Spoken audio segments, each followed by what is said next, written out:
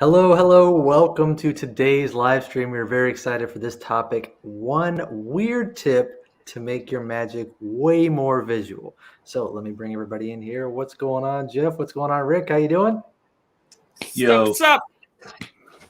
We are very excited because this is a very interesting topic, something that you could add instantly to the magic you're doing to make it more visual. And it's a concept that Jeff was talking with me about, a way of thinking. And you want to tell him what it is?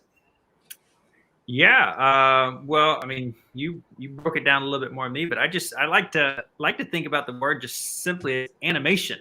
It just how do you animate so that things come to life and make the magic more beautiful?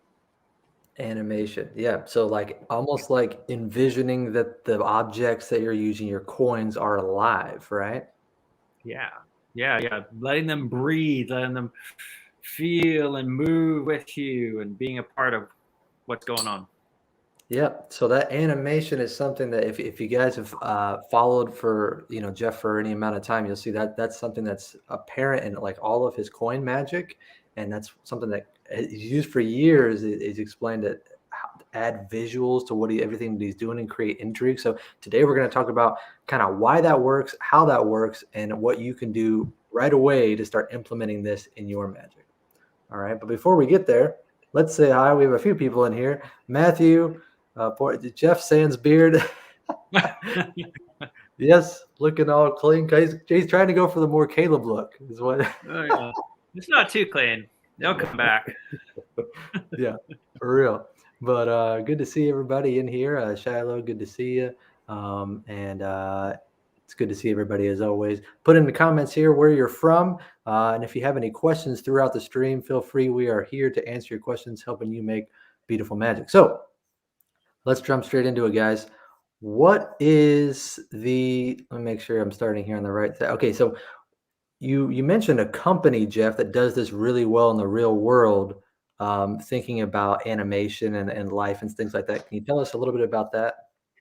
Oh yeah, absolutely. So I mean, if you think about the number one company, if you think about animation in the world, is probably Disney, and that's something that they do with all their little touches and all their drawings and everything. They add that little sparkle. Everything seems to sing, whether it's got a voice or not. It sings like it makes that moment. And so the thought is, what if our props in our magic? It doesn't have to necessarily be coins, but coins like naturally want to sparkle. There's just something to them. They're always there catching light. And so the way we hold the coin, if we think about that, like what would a professional animator do? What would somebody do who wants to give life to this object? That make our magic a little more interesting. Everything about it. So many times, I mean, here's the example. What I'm saying in contrast, you see me constantly doing these things where you see the coin moving, and it gathers a lot of attention, no matter where it's put. But this is what a lot of do, right? This is I've got this coin, or I've got this coin, you know. Oh, And if covering it's it. yeah, covering it. Or maybe I've got this coin, I'm trying to get as much light on it as possible, but just kind of static. And so it is a coin, you're right. But this may be if I rotate it up just a hair more, and I can still keep, if you're seeing here, I can keep my thumb on the back if I need a massive grip, a lot of grip, but showing more. And then just this is allowing the coin to just wiggle so much that what that does is that allows the coin to breathe a little more life into it. And if it's just this death grip clamp, then it's to me it's not as alive. And those little subtle details, particularly when you get further away from your audience, they make the coin more animated and just more interesting of an object, something, and it captures our attention a lot more than just a static thing. And this is something that coins a lot better. I mean, you can do the same thing if you have a playing card. You can wiggle it around, but playing cards are just more static object, or in the deck of your hand. You may not want to make it look like you're doing sneaky things. But if you're just holding up a coin, what's a coin? You can do this. You can make it big and animate it. Sure. And it's an interesting concept because it's like it's a way of thinking. If I imagine that the coin is alive and is moving and I have to continuously keep it alive, it's almost like an isolation exercise, when you're talking about like the floating ball or something. You got to imagine that this is a static thing and I have to move around it. And as the performer, if you're thinking, oh, the coin is alive, that means even when you're talking and things, you got to give it a little bit of movement, a little bit of light, for example. So we're going to get into some of those things. What do you think, Rick? How does that play into your work? I'm surprised Jeff didn't bring up fishing, because that's just like a lure, a fishing lure. You want to keep the audience's attention on that coin, just like a fishing lure will attract a fish. So Yeah, that's a good point. Squirrel. Jeff didn't bring up fishing just because. Fishing. I figured you guys are tired of it. Never tired of your fishing, Jeff. Yeah, that's good. Good. I do want to say hi real quick while we're at it to Wayne joining us new from Sugarland. Nice to see you, Wayne. Hi. Not too far away. Not too far away. And Shiloh makes a good point, a very interesting point, that it lends to the impression that the coin is maybe difficult to handle. So it's almost like you're creating perceptions in the audience's mind based on how you're handling things. That's an interesting thought, because I put this in the notes before I'm talking to Caleb about idea. A lot of some of the more professional card handlers out there, some of the best card handlers in the world, make it look like it's difficult to hold cards. Like they may drop them, they may be fumbling. And maybe you guys know some like the Leonard Greens or some of the Spanish School of Magic. These guys who are top notch at handling cards, but then they fumble intentionally. I haven't seen it so much with coins, because you start dropping coins and you lose them. They're a little more unpredictable, I think, than playing cards landing on a tabletop. But perhaps that could be your character more on the table, at least where it's a controlled situation. Like it does appear that it's hard for you to hold these objects. But I don't know, maybe with money it's less believable, because most people do hold money kind of tight. You think that grip. Like, can't lose your money. Right. And there is an interesting kind of a way. There are a couple ways I've seen people perform coin magic, but most of the thought is, I believe, coins are inherently beautiful, and they have this beautiful aesthetic and pleasing to the eye. So if our movements can accentuate that, beautiful movements, soft touch, that kind of thing, that helps to add that lifeness, that creating a animated kind of life to the coin, right? Yeah, absolutely. No, if you're a stage worker, you definitely want to be doing this. I mean, because you have to communicate to your audience what you have in your possession, because they can't see any of the details, they can't see anything at all, and so you want to be captivating with that. Sure. So talk about why. What are some reasons, like why this is important, as far as because you were talking about capturing attention, like with a fishing lure, like Rick said. But then also this adds to the deceptiveness of the magic at times, right? Yeah. So Rick, you wanna step in on that? Yeah, sure. There's a number of examples of vanishing techniques, for example. There's a number of vanishing techniques that purposely take advantage of light and movement. And I've come up with one of my own. Get ready for this. You can learn this on my YouTube channel.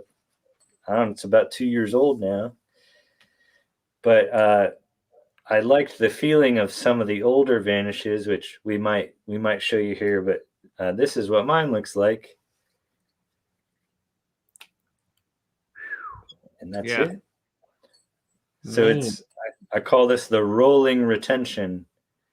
And I wanted to give the feel that coin is just kind of rolled into the other hand, or tossed, just a looseness.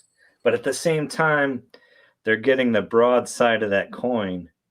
So bam, they get that gleam right there. Mm-hmm. Yeah. Boom. And it's this hand, it looks as though there's no control over this coin. It's at my fingertips. Yeah, right. Absolutely. And then they see the combination of that with that light. Boom. So to take it to an extreme, it's coming from all the way back here and then rolling out until. But really, the coin is under control the entire time. All I'm doing is tipping my hand, and it's covered by my first finger. So Yeah. timed correctly, when you reach the extreme point there, and then the right tilt right there, that's when I turn. And it's just my finger, and it's resting on my middle finger. So it's not just light and movement, but timing too, to where all those elements come together, and you got this nice, loose, casual looking kind of toss vanish. I never picked up on it till now, Rick, and I love this vanish. I hope you guys will go to Rick's channel. Make sure you're following there and get this move and learn it. But I never picked up before how the middle finger is masked. It could, if you pick it up, it looks like the pinky finger. That's kind of interesting. Like, so that's like how part of why it's so sting of deception. Even if I get a flash that finger's back there. Oh. I never even picked it up that it's just blending right in. When I was watching you do that 5 or 6 times, I was like, whoa, that's not as pinky. Not if you're following here, but you're just overlaying. That's really interesting, Rick. I don't know if you were aware of that or not, but that is definitely amplifying the deception. And you can try this from more of behind, like or from the side, or from above. Yeah, definitely. Try it from here. Wow. Eric Jones suggested I do that. Like, I showed him this at Magi Fest.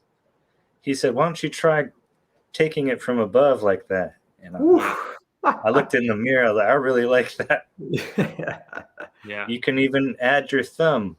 I think Kainoa does something like it looks like this. Mm-hmm. That's less of a. We talked about Danny last week about adding the extra grip and tension before the vanish. Yeah. And that's what it's. But there's a few good ones in Bobos, and I think Jeff has one. Oh yeah, Well, I mean that one's strong enough, but I mean I've been playing with Mulholland slide vanish. It's kind of the same deal. It probably flashes the camera move there with the camera, but it's that same kind of concept of this animation. See what you're getting there? You're seeing the coin fall all the way in the hand. And so this is just straight out of Bobos. But then you pair it with something like one of our wallets here. I've got a Traveler. And you put that animation. They see the coin going in the wallet. Let's see if I can see it. Everybody see it goes in there. Yeah, that's great. It comes right back out. And I'll try to do a contrast here. There's empty wallet. You see the coin goes in, and you get that animation, even though the coin is now absent because it's back over here. It's that concept, that idea of this animation, the movement, making the coin come to life is what sells the move, as opposed to there are you can take the coin, right? There's no movement on the coin there, or you can give the motion, the animation, which will help sell the idea that the coin is traveling, it's moving, and it starts to sing, right? It starts to tell the story for you. Then the coin becomes an actor in your play, and your theater comes stronger because you've got your prop working for you to continue on the illusion. That's very interesting. It's your coin becomes an actor in your play. Yeah. One of the best ones and the easiest ones is Albert Goshman. Oh, this is great. Just it's good to do this beforehand. Yeah, that's another real quick. That's another great way to add animation immediately. He's not even doing anything, but he's keeping interest. Yeah, I'm waiting for that move. I'm anticipating what's going to happen.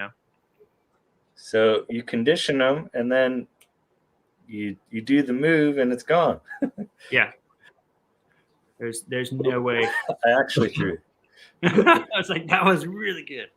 Yeah. I don't think within context there's much a way in context of a performance like to track that back because it's so disarming. It's so just so there. I mean, the old guys used to do what they called the feint, and I don't see this as much anymore. It's in the old books and the literature, but the idea you take the coin before you actually do the move, and you do the feint, and then when you do the move, it's been conditioned that way. And I think now with our more rushed presentations and maybe on the videos and stuff, it's not as necessary, particularly for performing on video. But that idea, that conditioning, like you're saying, you're seeing the coin moving, you're knowing where the coin must be going, and then it's not there because you've already conditioned. So that's a really good point as far as animation there, Rick.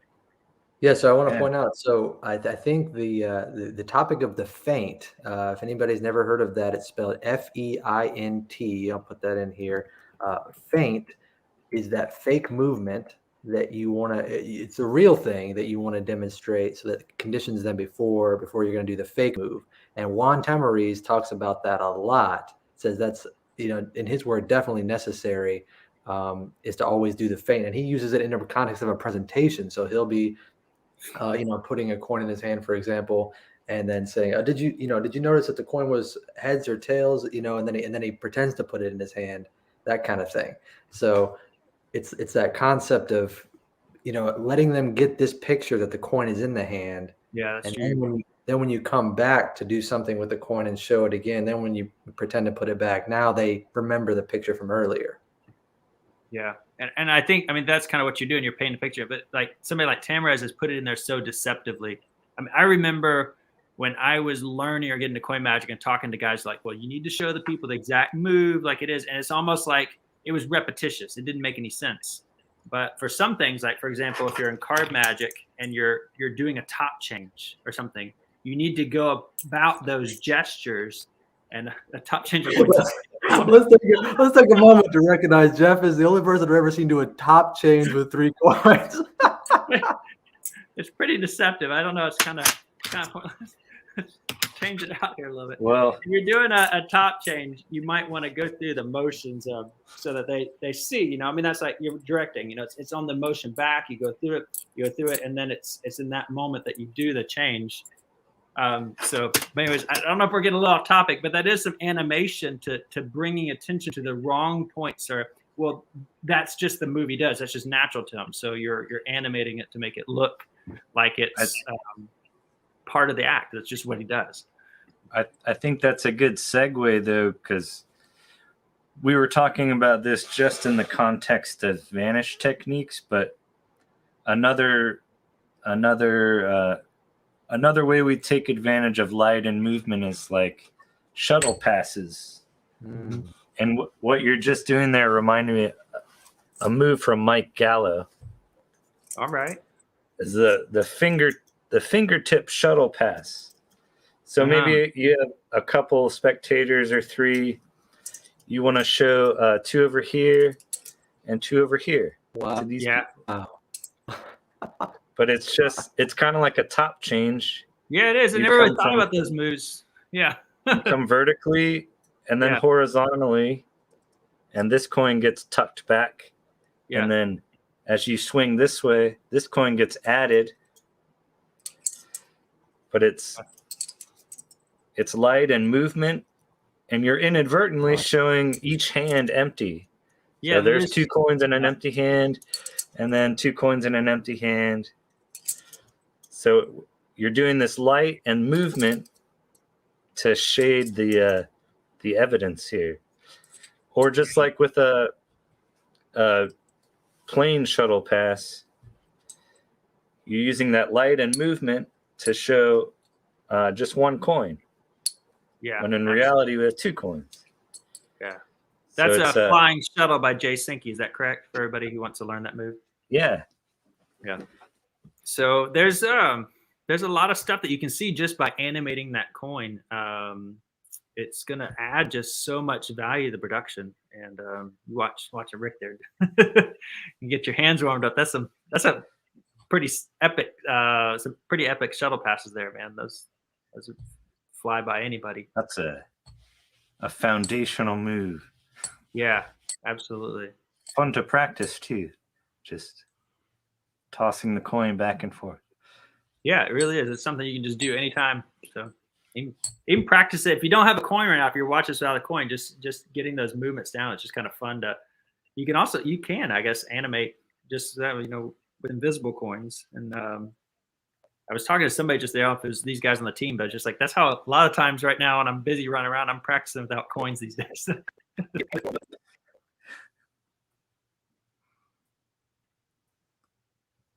Caleb, we lose you? Oh, we lost Caleb. Rick, you still there? I'm here. Okay. All right. Sorry, Caleb, you there? All right, I'm gonna drop Caleb out until he can come back in. We'll see if he comes live. But that's the way it goes sometimes. It's show business. Got to keep it rolling and everything. One of the things, though, I think that you can really get if you're not getting something out of this is when you think about handling your props. That to me shows that you're a next level thinker, that you've got that professional finesse about it. And you guys may know there's a famous book, Vernon. They called it the Vernon Touch. And whenever Vernon handled something, he wanted to have this special touch about it that let people kind of know a little bit of air. I talk about it maybe more now with flourishing, but I think Vernon had it a little bit when he picked up his props. And Vernon would say that within a matter of seconds of him seeing somebody pick up the props, he knew whether they were professional or not, because he know how they handled it, how they treated things with respect or what kind of attitude. Now, granted, like we just talked about, maybe some Leonard Greens and some Spanish school type people are trying to get away from that so there's nothing suspected about them. But even still, as a magician, when you start handling things and you start watching others handle things, you'll pick up on those little subtle details. And what's kind of interesting is that sometimes even so we go and watch and go and we get enamored and we get drawn to the people who look like everything they're doing is so effortless, but we know there's so much more going on because as professionals, we know those little subtle details we pick up on, that they've got that professional finesse. And so that's kind of my challenge with this, and is that you think about that, how you have that touch, that Vernon touch when you handle things, if you animate them, you put those little details in that Rick just explained and shared with us to make your magic gather more light and more details. And so I think with that, Rick, you got any final words? We're kind of coming to the end of the stream here, I think. Yeah, I'm thinking of, an actionable way people can practice this idea, but, we've talked over and over about filming ourselves, practicing, and, well, part of that filming when we practice is understanding how to take advantage of a light source. So if you're outside, that's very easy. But if you're in a room with one lamp or one light overhead, just kind of getting that in your subconscious. So when you're showing somebody, I should kind of point this way. And then I know I'm going to hit that light, and that's going to make, anything I do, it's going to look better. Yeah. That's a really good point, because I think about that. Whoa, I got to send a different view here. That's what happens when Caleb's not pulling the levers. Here we go. When you have that awareness, and just think about that. I think people before GPS and cell phones and before even cars, they're dependent on animals for transportation, stuff like that, had more of awareness of their surroundings. And there's Caleb. Don't go this way. I just think about that. If you go in a primitive mindset where you knew when the sun was at what position, which time of day, where the moon is, which nights are going to be a full moon, when you can see, and when it's safe to travel and whatnot. Think on those kind of mindsets in your everyday surrounding when you go out. Think, okay, where's my light source? What is going to provide the best spotlight, and what's going to amplify this animation so that it's the most interesting for my audience, so I can capture their attention, because we live in a world that is dominated by distraction and attention deficit type things, where everything is vying for our attraction. And if we're the professional, we've spent our time developing these kind of things and these techniques and skills to share with people, we want to be sure that we animate and grab their attention so that they're focused on what we have to share in that moment, because that's the gift we want to give to them. That's beautiful, and I'm glad I jumped in for that. That was worth it for me. Let me ask, did you get to answer that question from Matthew? This is a really cool question here. Oh gosh, no. It said, Jeff, can you talk about finding a sweet spot between the static handling and maybe too much animation? Is there, how do we go about figuring that balance? Yeah, I guess that's a really good question. It's going to depend on your personal performance, everything like that, because you want to, I feel like at the beginning, you want to get that information. You want to get them talking about this. But the moment now, let's just go back to the Mulholland slide vanish. The coin has vanished. I have to stand up for that because now I've still got some animation here. And you saw Rick modeling this very beautifully earlier. Rick moved to the side. You want to still have that animation that the coin is there, but also as a performer, you're wanting to draw people up to your face. right? So there has to be a time, because this is what communicates the most, right? The eyes, all your body language, everything. These are other live streams, these other topics here. Your smile, everything's communicating. So you need to just find the right balance of when you want people to look here and when you want people to look here. And so if you're doing this, I guess, nonstop, and I've been over dramatic for sure today. If you're just going crazy with that, then you could potentially distract from the real money maker. And we've talked about that over and over again, that the performance is about you. And so these are your props, these are your players, these are the supporting cast. So maybe if the answer helps a little bit. Love it. That makes sense.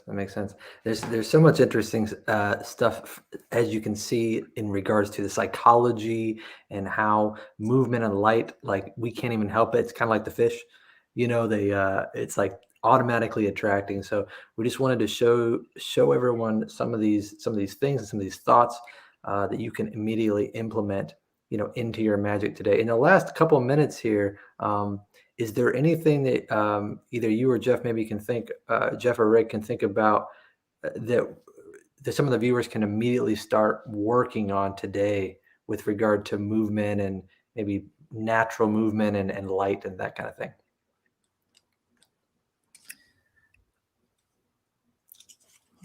You want to go, Rick? I can talk about. I mean, we were talking about some of that while you missed.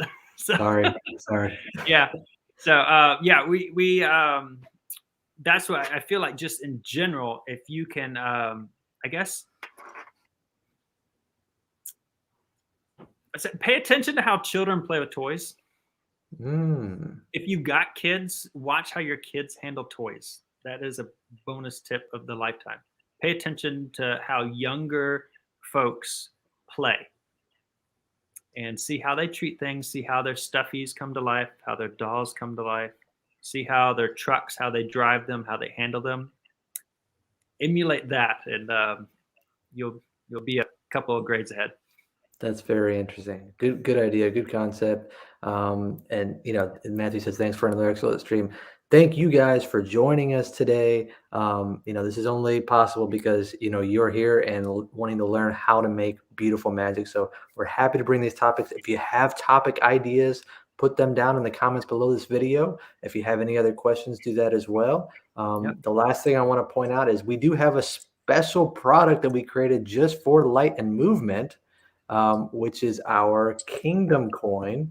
If you have not checked out the Kingdom coin, you got to check it out. It is a coin designed, let me bring that up, designed for capturing light regardless of where you are, and movement, and regardless of where you are in the room, right? Those ridges on the coin specifically capture light, no matter how you're moving it. And then the kind of Chinese whole aspect in the middle allows you to capture some shadows and movement as well. So that is available at copelandcoins.com. I just put that link in the comments there. Just wanted to bring that up as another good tool for you to use right away. All right. So thank you guys so much for joining us. Good to see you. Go out there and make beautiful magic. All right. Bye-bye. See you guys.